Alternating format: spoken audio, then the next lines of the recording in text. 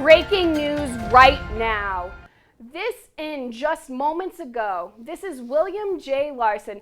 He is now officially charged with 2 counts of murder and 2 counts of manslaughter. That's according to the state police. He's the 17-year-old suspect in custody this morning. Larson was the focus of a massive manhunt Thursday in the western New York area. State troopers confirmed he's connected to 2 suspicious deaths and a house fire in the town of Clarksville in Allegheny County. It's located on the outskirts of Cuba. We're in touch with police this morning. Here's what we know. 2 people were discovered dead Wednesday into Thursday morning in a home off Courtney Hollow Road. Police got to the scene just after midnight and began searching for Larson immediately. The search ended Thursday at about 4:30 in the afternoon. Portville, Cuba-Rusford, and Bolivar-Richburg school districts were closed, while Salamanca City operated while under a lock-in. Again, we are in touch with troopers. Police have not released the names of the dead or the information on the causes of death or the fire. A St. Bonaventure student from Portville had this to say. It's crazy just because you don't expect something like that out of a tiny town like Portville. Good morning. I'm Madeline Edwards. And I'm Teddy Caputo. As of this morning, there's still no confirmed cause for the house explosion that happened earlier this week. The Allegheny Fire Department reported the explosion was accidental. Aaron Lanahan spoke with the family to see how they are dealing with the loss of their home. You know, I tell people, I got a call saying my house had blown up. And I know it coming up the road, but until you actually come around the last corner and see openness where your house was. You can see what the house used to look like and what Betty and Ronald Vols came home to Monday morning. Around 10 a.m., Allegheny firefighters responded to a house explosion on West Branch Road off 4 Mile Road. No one was home at the time of the explosion except for family dog Hemi. Homeowner Ronald told me how he found out. I was about 10 miles plus away from my house and we heard a big explosion. And Officer Tim Peterson called me from the Allegheny Police Department, told me my house blew up. 45 minutes after the blast, firefighters found Hemi alive and well. It was like out of the scene of a movie.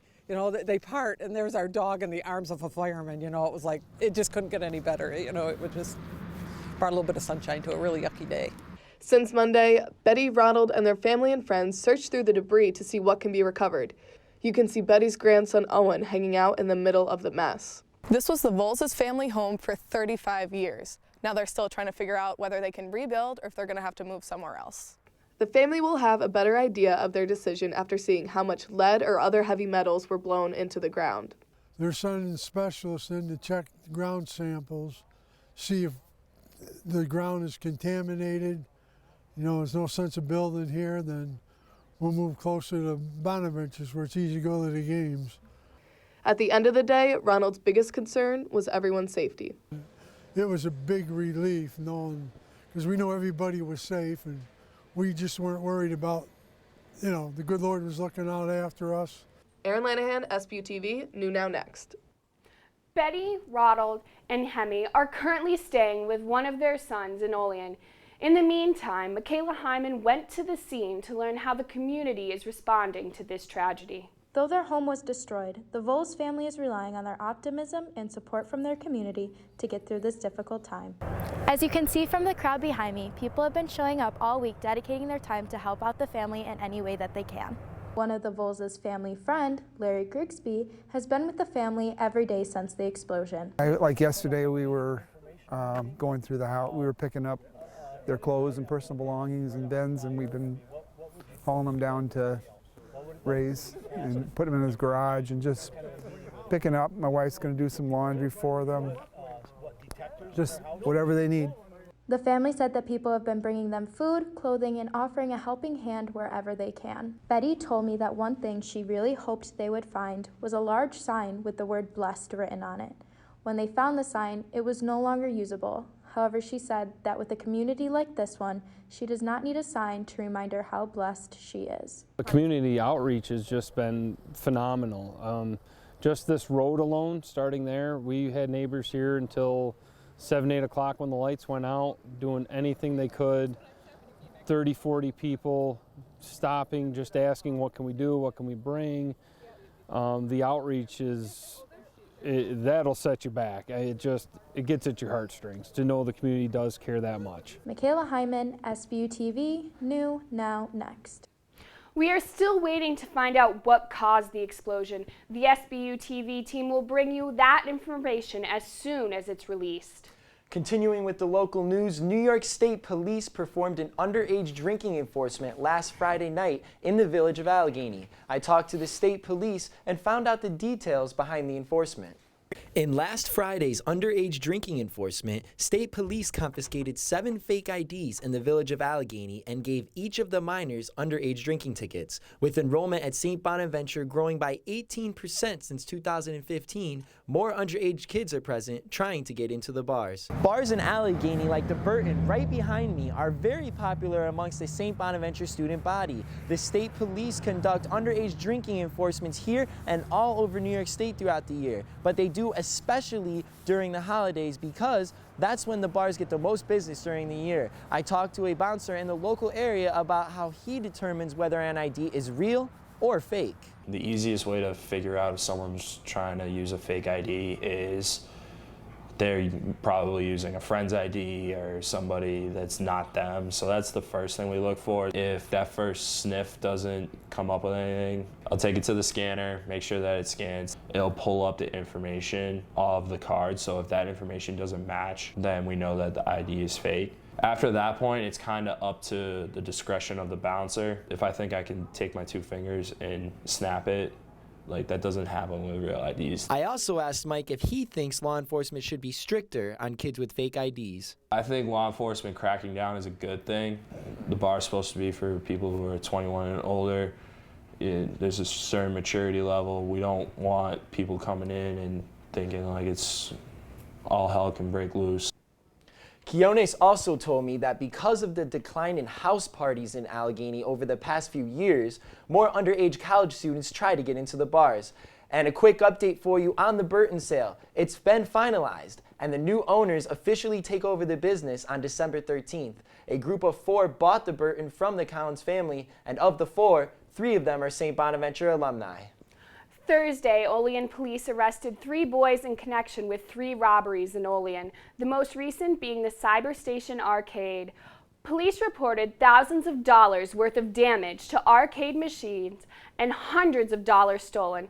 In addition, vending machines and massage chairs were damaged with their cash boxes violently removed.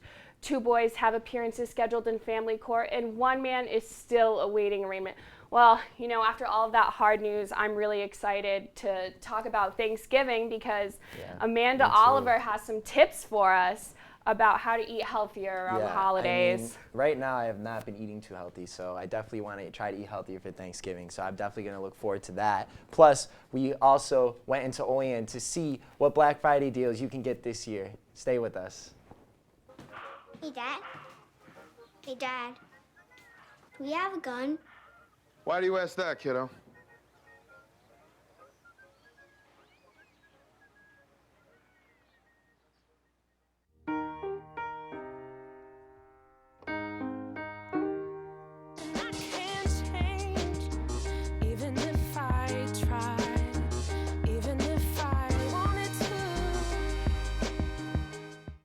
You told me not to talk to strangers.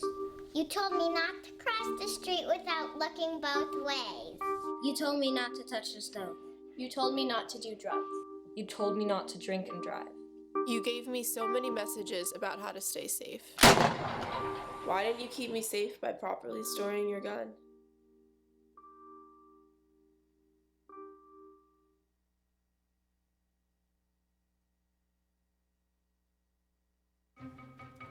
Me and my boy Matt had it good. He had catnip that was off the hook. But one day, he brings a girl home, and she's allergic to cats. Every sneeze was a nail in my coffin. Now I'm in a shelter. It's decent, but they don't even have Wi-Fi.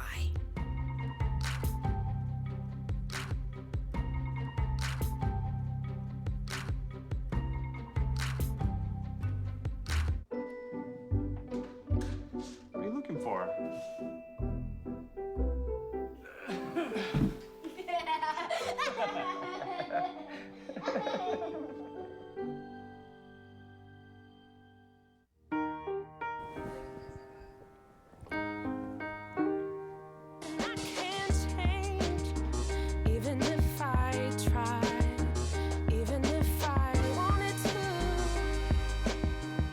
Welcome back. New details today concerning the impeachment of President Donald Trump. With the last public hearing of Russian expert Fiona Hill held yesterday, the investigation into President Donald Trump is ready to move forward. According to Democratic sources, they hope to wrap up by Christmas, holding proceedings before the House, drawing up articles of impeachment, and holding a final vote. Speaker Nancy Pelosi says that they have enough evidence to push forward. Ratings of the impeachment hearings show many Americans aren't tuning in. Isaiah Blakely spoke with an American politics expert about why people feel overwhelmed by this constant news. Through a poll on our social media pages, I asked if people have been tuned in to the hearings. It appears most people aren't. To catch you up, Trump is being investigated for his role in potentially misusing his power over Ukraine to investigate Democratic presidential candidate Joe Biden in hopes to increase his chance for re-election. The Associated Press released a study that says 47% of Americans believe it's difficult to decide if info they read is true. I asked political science professor Liz Tillman about why even the news confuses her sometimes. I have a PhD in this and I still find myself confused, but for the everyday average citizen, I think it's hard to figure out what is truth versus what is a soundbite or what the media is kind of creating. 75% of the country watched the Nixon impeachment hearings, while only 27% are watching Trump's hearings. This issue consumed him for a week. People aren't sitting in front of their TV for their news anymore. The first place they're going is their phones. From day 1 to day 4 of the impeachment hearings, viewership dropped by nearly 2 million. I talked to members of College Democrats Grace Robleski and Republicans Dave Malchek about why they think viewership is down. I also think, especially with our age, a lot of people either lack the initiative or even care to follow politics. It's the countless negative hits, and it's not just MSNBC or CNN. It doesn't matter what you read or what you watch or what you listen to. Social media has become a huge reason why cable viewership is down. Viewers can watch the impeachment on YouTube, where a C-SPAN stream of the hearing was one of the top trending videos with over 2 million views. For SBU-TV, I'm Isaiah Blakely. New, now, next. The House returns December 3rd. The holiday shopping season is right around the corner. With Black Friday a week away, many will head to the stores in search for the best deal. But don't overlook the small business in Olean. SBU-TV's Tommy Valentine visited a few of them to see what they're offering you this holiday season. Walmart, JCPenney, and Kohl's, 3 of the biggest Black Friday players in the country, with stores right in Olean. And with online sales higher than ever, smaller local businesses have had to adapt. A couple of years ago, I think we would have been doing a blitz on discounts and promos, but the way our foot traffic works, most of what we do now is digital. We bring the store to the customer. More people are happy buying at home or on their mobile devices, which we understand, and we're trying to adapt to it. But for customers still planning to do their Black Friday shopping at brick and mortar stores, but don't want to deal with the giant crowds, just take a trip to your local hardware store. I'm here at Worth W. Smith Hardware, located on West State Street, right here in Olean, where to celebrate their 90th year in business, they're having a 15% off store-wide sale for Black Friday. And similar to stores like Walmart, you can find virtually anything from chew toys for the family dog to winter boots for the kids. If there's one thing small business owners, like Dylan Snyder at Olean City Music, believes truly sets their stores apart on Black Friday, it's the flexibility they have with their customers. We'll be like, all right, you want $2 off of this? Cool. That's, $10 off of this guitar, whatever. You want a free case? That stuff will not come with Walmart, or that won't come with online sales. And who could beat the customer service of a small local business? Tommy Valentine, SBU-TV, New Now Next. While small businesses do their best to match the prices and deals of bigger retail stores on Black Friday, something they can't quite compete with on the bigger retail stores, their longer hours. All 3 stores will be open for their regular hours next Friday. And you can't have Black Friday without Thanksgiving. SBU-TV's Amanda Oliver gives you some tips on how to stay healthy this Thanksgiving. Thanksgiving is almost here, and that means it's time to indulge in all your favorite home-cooked foods. From the juicy turkey to the endless dessert pies, Thanksgiving is certainly surrounded by tempting food options. But for senior Emma Borsevich, Thanksgiving isn't going to throw off her healthy lifestyle. She works out almost every day of the week and doesn't believe changes are needed in her routine for this Thanksgiving feast. Just everything's a balance, so sometimes if I do eat a little more, that is okay because life is all about balance, but when like that day's over, I like to get back into my normal routine. I like to get workouts in on the holidays, like the morning of, and I like to stay active like on those days, like going with my family on a walk. It's a good time to like catch up with everybody and get some fresh air in. I'm standing here in the kitchen of Townhouse 112, where right behind me is where all the magic happens this Thanksgiving Day. There's not even a turkey in the oven yet, but my stomach is already hurting from all the Thanksgiving treats. I spoke with Dr. Claire Watson about some tips to avoid this Thanksgiving food coma. First of all, enjoy Thanksgiving. That's one of the things people get so excited for a holiday and then they overindulge, so they try everything that's out there. So I say, first of all, enjoy it, but truly just take a little bit of everything. That's the first tip. The next one is they do recommend this, and I have tried it, so it's not just that the experts recommend or the research, but if you go to a party where you've eaten something a little bit beforehand, you won't overeat. The one with that is just when you're enjoying the conversations of other people around you, the food doesn't have to be the biggest part of it. We all love it, and it's definitely the highlight of the upcoming holiday. Bringing you new, now, next, I'm Amanda Oliver, SBU-TV. Now we want to wish you a very happy and very safe Thanksgiving from our SBU-TV family to yours. We are all probably looking forward to that Thanksgiving dinner. I know I am. Unfortunately, not everyone is as fortunate as others. SBU-TV's Brendan O'Leary gives us some information about how we can all start giving back this Thanksgiving. Every Thanksgiving, more than 46 million turkeys are eaten in the U.S., but not everyone gets a piece. 46 million people will be hungry this Thanksgiving. I went to the Warming House, St. Bonaventure University's student-run soup kitchen, and spoke to manager Paul Afool about the people he serves. They use here as a source of dinner. They come here every night to come and have their dinner. And then we are now family. The Warming House serves an average of 30 people a day and serves a variety of meals. I also spoke with the director of the Franciscan Center for Social Concern, Alice Nation, about how people can give during Thanksgiving. It's important for us to start where we are. You know, sometimes we think, it's not much. You know, I gave a couple hours to a food pantry, or I helped at our local turkey trot, you know, which benefits our local food pantry, or I helped at a soup kitchen. And we think that those are small things, but you know what? It's small things that add up. If you want to donate to a local food pantry this Thanksgiving, make sure to buy quick and easy meals and non-perishables. You obviously need mashed potatoes for a Thanksgiving dinner, so go get some instant mash. Vegetables like beans are easy to find and make. Fruits like yams can be easy to prepare and can be used in desserts. Canned goods will last a long time and can be used well after Thanksgiving. Boxed goods like pasta are also easy to prepare and can be quickly made. And finally, condiments like peanut butter and mayonnaise can help make multiple meals. It cost me less than $20, and it all took me less than 15 minutes. Everything you need for the basics of a Thanksgiving dinner. Now, if you don't even have the time for this, just start where you are. Brendan O'Leary, New Now Next, SBU-TV. The Warming House will be closed this Thanksgiving, but do not fear. If you live in the area and want to volunteer, St. Stephen's Episcopal Church will be having their own Thanksgiving dinner that you can help volunteer for. Now, coming up after the break, we take a look at seasonal affective disorder and how it affects Bonaventure students. Plus, we'll have an update with sports. Stick around. What are you looking for?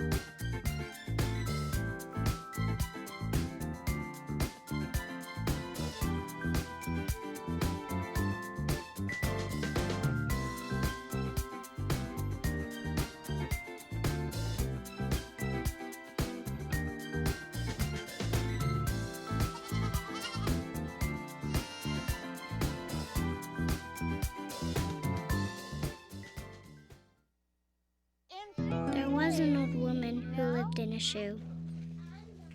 She had so many children, she didn't know what to do.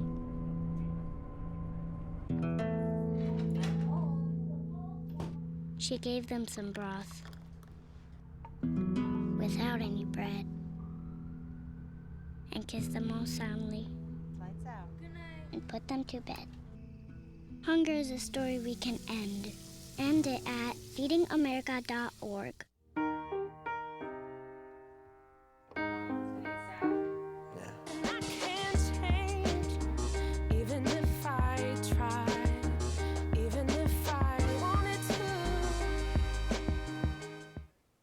Welcome back, and thank you for sticking with us this morning. For Northeastern colleges, seasonal affective disorder is most common. SBU-TV's Justin Myers finds out why. They're like, oh my God, I would never think that you would have depression. You're always so happy. And I'm like, what would that say for like another person who's in the room that has depression you haven't even noticed? When the sun is out, students have more energy. But when it gets colder outside, students appear to lack energy. With daylight savings happening a few weeks ago, it brings a time change and colder temperatures. But for college students, it brings a loss of motivation. According to the Mayo Clinic, seasonal affective disorder is a type of depression that's related to changes in seasons.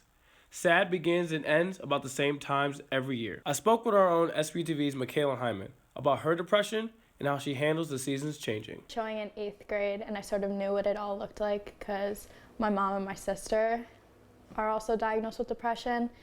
And so I kind of already knew like that depression doesn't look in just one way. Depression can look in a lot of ways. I've learned that in the summer, that's when I'm like at my happiness and I don't have like as many episodes or anything because there's constantly something to do and it's warm and you can get outside and like constantly be doing something. Winter, especially with like daylight savings time and stuff, like I wake up and it's dark and then I get back from classes and it's dark and it's just like it sounds so cliche, but there's so much darkness outside that like you can't help but like get into your own head and you yourself, like that darkness around my heart becomes like more and more. So I'm an athlete.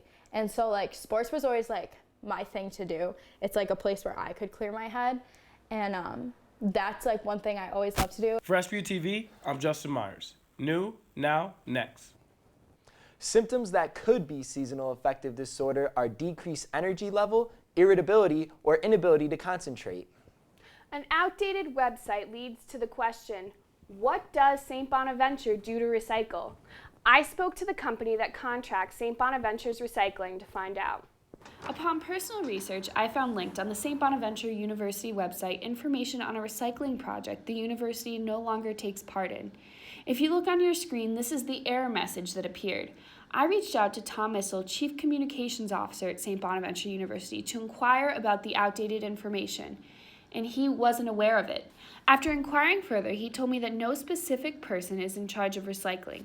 He directed me to speak to Jared Smith, Interim Director of Facilities, who wasn't available for an on-camera interview, but said via email, "We have a zero-sort system, which basically means all recycled items collected in one container, and then the garbage company separates the recycled items off-site." I spoke to Sean Dixon, co-owner of Beckner Waste, the company contracted to take Bonaventure's recycling and waste. He told me that one of their trucks comes to campus every day to pick up recycling and waste separately at the various locations on campus. I'm outside the townhouse apartments at St. Bonaventure University, and as you can see behind me, these are the green bins that hold single-use recyclable items such as cardboard boxes, plastic bottles, aluminum cans, tin cans, and other items of that sort. I went around campus and found there are only a few locations that specifically have the green bins for recyclable items. These locations are outside of Walsh and townhouses. There are also cans for recycling outside of Murphy, Laughlin, Falconio, Plasman, and the Riley Center.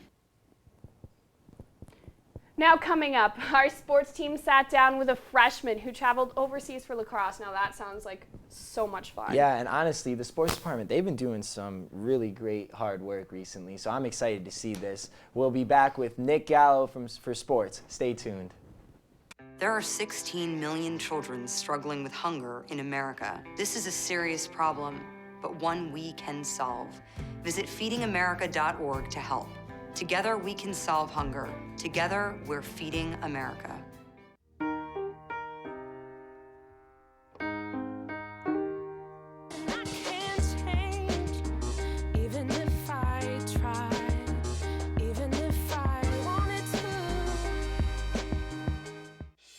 Dog's Way Home is the story of the extraordinary lengths a dog will go to in order to get back to their family.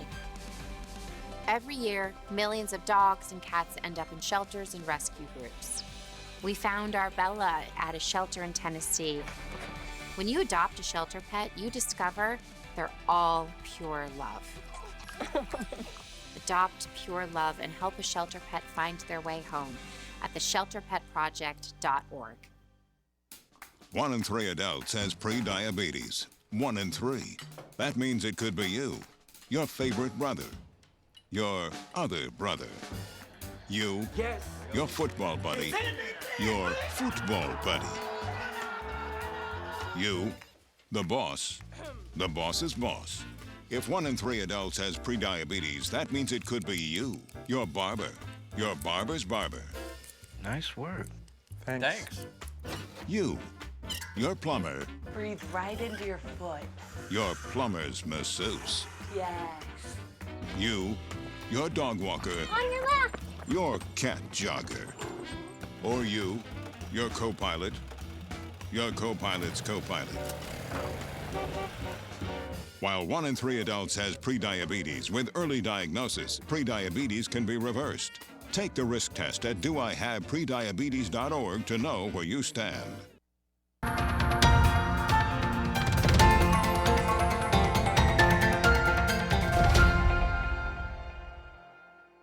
Welcome back, everybody, to SBU-TV. I'm Nicholas Galan here with SBU-TV Sports. Our Chris Neverett sat down with freshman lacrosse player Brady Vibrans as he recently just traveled to the Netherlands to try out for the Dutch national team. Hey, thanks for taking the time to come out today. I know yeah, you got a of busy course. schedule. No. So you just got back. You were in the Netherlands. You want to just elaborate on what you had going on for you there? I was born in the Netherlands. My whole dad's side of the family lives there, so I thought it'd be a great opportunity to represent part of who I am. Is there anything that you could maybe bring back to the Bonaventure team with dealing with these professionals? Yeah, I would just say like just growing the game, like seeing like how they took the sport and how they're growing it there. Is that something that you expect to hear word back from the national team anytime soon? Officially out here February, but I mean they gave me pretty strong indications that I'll be on the team. You're obviously pretty highly touted out of the state of Arizona. You were nominated for Athlete of the Year there. What specifically made you move across the country and decide to come to Little Olean, New York? And everyone was just so welcoming, and Coach Randy Mearns, being Team Canada head coach and just who he is, he's an unbelievable guy. So I knew there was something special here to grow on. And I'm glad you decided to stop out for us today. Oh yeah, of course, appreciate it. Thank you. Thank you. He does this all the time. Our Matthew Shalou sat down with freshman star Justin Winston as he came up with a big game in Toronto as the St. Bonaventure men's basketball team got their first win of the season. All right, I'm sitting down with freshman forward Justin Winston of the men's basketball team. Thank you for sitting down with us, taking the time for this interview. I'm going to get right into it. Being that you are a freshman, new guy on the team, how do you feel that the older guys on the team have helped you so far in the young season? Oh, they've basically just been like big brothers. Anything I need, I just go to them. And yeah, they just teach me. Going back to the game on Saturday, obviously on the big stage against Rutgers, you scored 19 points. Talk about how you were able to have that much success, like when you knew you were, getting going, when you felt right out on the court. I kind of was just waiting till my name would called the whole time. I know against Ohio, I didn't really play, so I just been waiting. It's just been a time that I've been waiting for, and I was just comfortable out there on the court. All right, I like the honesty. All right, that's all the questions we have time for. Thank you, Justin. Thank you again for joining us. Thank you. Former St. Bonaventure rugby captain and Division I-A East MVP Eamon Matthews has signed a 1-year contract with the Atlanta professional rugby team. Matthews has spent time in the 404 Atlanta development team looking for a shot at the pros. Matthews had mentioned to me how Coach Andrew Tui and assistant coach Danny Neighbor have impacted his life as a man and as a rugby player. Matthews will be looking to make an impact on the team as their first regular season game will be on February 9th against the Utah Warriors. Thanks for everybody tuning in to SBU-TV Sports. Tossing it back to studio. Man, it has been one crazy week in news. It really has. We really just want to thank you guys this morning for sticking with us throughout the week and joining us this morning. If you don't follow us on social media already, take a look at your screen. We have our social media outlets up there. Please follow us on Facebook, Instagram, and Twitter to stay up to date with the latest SBU-TV. I'm Teddy Caputo. We hope everyone has a happy and healthy Thanksgiving, and we'll see you back here for the midweek update on December 4th.